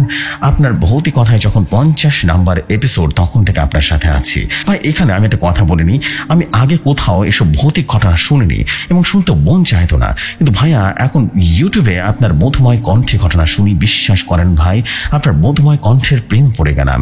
ওই দিন থেকে নিয়মিত ভৌতিক কথা আর পাগলা ফ্যান হয়ে গেছি, বিশ্বাস করেন ভাই প্রতি রাতে আপনার ঘটনা না শুনলে ঘুমই আসে না। তবে ভাই আগে কোথাও এভাবে ঘটনা লিখে পাঠায়নি। তো ভাইয়া ঘটনা যদি কোনো ভুল ত্রুটি হয়ে থাকে তাহলে ক্ষমা সুন্দর দৃষ্টিতে দেখবেন। তো আমি আর কথা বাড়াবো না, এখন আমার পরিচয়টা দিয়ে নিই, ঘটনায় চলে যাবো। এরপরে আমার নাম কায়েস মাহমুদ, কিশোরগঞ্জ জেলা নিকরি থানা দামপাড়া ইউনিয়নের 6 নম্বর ওয়ার্ডের বাসিন্দা, বর্তমান ঠিকানা কক্সবাজারে। যে আমি আর কথা না বাড়িয়ে ঘটনায় চলে যাই। ঘটনাটি আমি কালেক্ট করেছি আমার এক ভাতিজার কাছ থেকে এবং ও যেভাবে বলেছে আমি ঠিক সেভাবে বলছেন ভাতিজা, কাকা তুমি তো জানোই আমি রাজমিস্ত্রির কাজ করি। আমি তখন বললাম হ্যাঁ, তো এখন কোথায় কাজ করছো? তখন ভাতিজা বলল আমি হাকিম শরীফ রাকিব ইমন আমরা মিঠাই মন এক প্রাইমারি স্কুলে কাজ করতাম, সেখানে একটা ঘটনা ঘটে গেছে কাকা, তারপর থেকে আমি আর কাজে যাই না। সরি ভাইয়া, একটুখানি ঘটনার বাইরে চলে আসলাম। এখানে ভাতিজার নামটা বলা হয়নি, ভাতিজার নাম ছিল রবিন, আর ওরা 5 ভাই, আর আমাদের এলাকায় চেনা পরিচিত একটা মুখ। আর মিঠাই মন হলো আমাদের পার্শ্ববর্তী থানা। যে সময় ঘটনাটা একদম সত্য ঘটনা। তো আমি আর কথা না বলে ঘটনায় চলে যাচ্ছি। বলছেন আমার ভাতিজা রবিন, কাকা সময়কাল ছিল 2023-এর দিকে। আমরা 5 জন মিলে মিঠাই মনের এক প্রাইমারি স্কুলে রাজমিস্ত্রির কাজ করি। কাকা কোনো একটা কারণে আমি স্কুলের নামটা বলতে চাচ্ছি না, কিন্তু কাকা ওরা সবাই কাজ করত, আমি কোনো কাজ করতাম না। আমি তাদের জন্য রান্না করতাম। তো প্রতিদিনের মতোই আজকের জন্য রান্না করতে বসি। ওরা আসলে একসাথে খাবো দুপুরের খাবার। একটা সময় ওরা চলে আসে খেতে, আমি তাদেরকে বললাম ভাত খেতে দিলাম।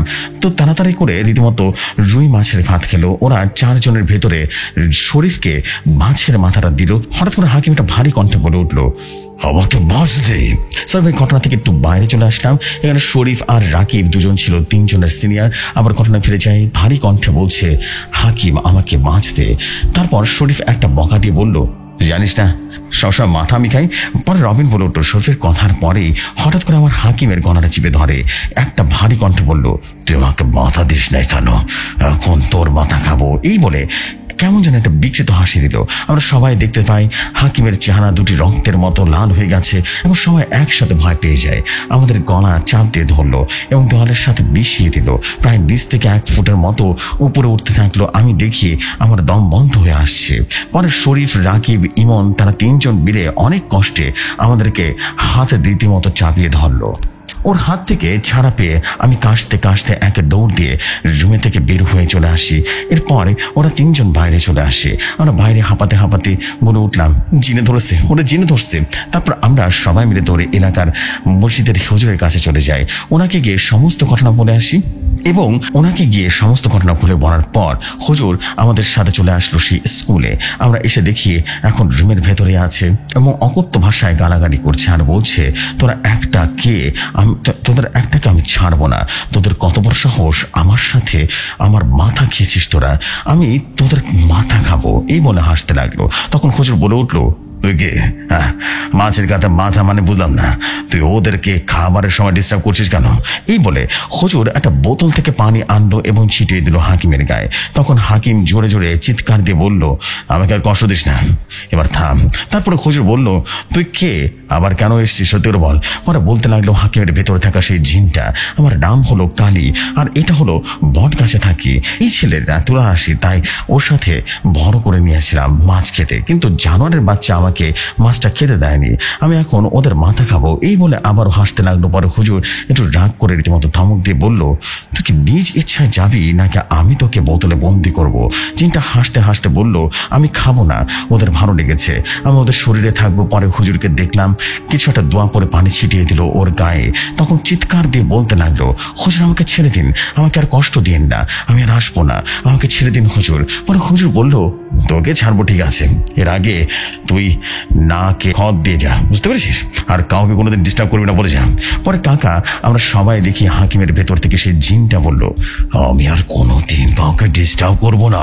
এবার হাকিম হুজুরের ভেতরের থেকে রীতিমতো অজ্ঞান হয়ে যায় এবং হুজুর বলে দিল, দেখো একটা খারাপ জিন ছিল ওটা, ওটা আমি তাড়িয়ে দিয়েছি আল্লাহর রহমতে, এখন সে ভালো হয়ে যাবে। এই বলে একটা বোতলে পানি পড়া দিল, এইটা ওটা খাইয়ে দিল, সব ঠিক হয়ে যাবে ইনশাল্লাহ। আর তোমরা একজন আমার সাথে আসো, আমি তাবিজ দিয়ে দেবো, সেটা ডান হাতে বেঁধে দেবে, 21 দিন পর্যন্ত ওর হাতে বেঁধে রাখবে। এই বলে ভাতিজা রবিন ঘটনা শেষ করেন এবং বলেন, কাকা ওই দিন আমি বাড়িতে চলে আসছি। তো প্রাণপ্রিয় জোসেফ ভাই, এই ছিল ঘটনা। আর ঘটনা যদি ভালো লাগে তো পড়ে শোনাবেন বা পুনঃশোনার অনুরোধ রইল। এরকম আরো অনেক ঘটনা আমার কাছে আছে ভাই, যদি ভালো লাগে তাহলে লিখে পাঠাবো। আর ভাইয়া এই ঘটনা কতটা আমার এপিসোডে শোনাবেন অবশ্যই বলবেন। এটি কায়েস মাহমুদ, ভৌতিকতার একজন বাংলা ফ্যান।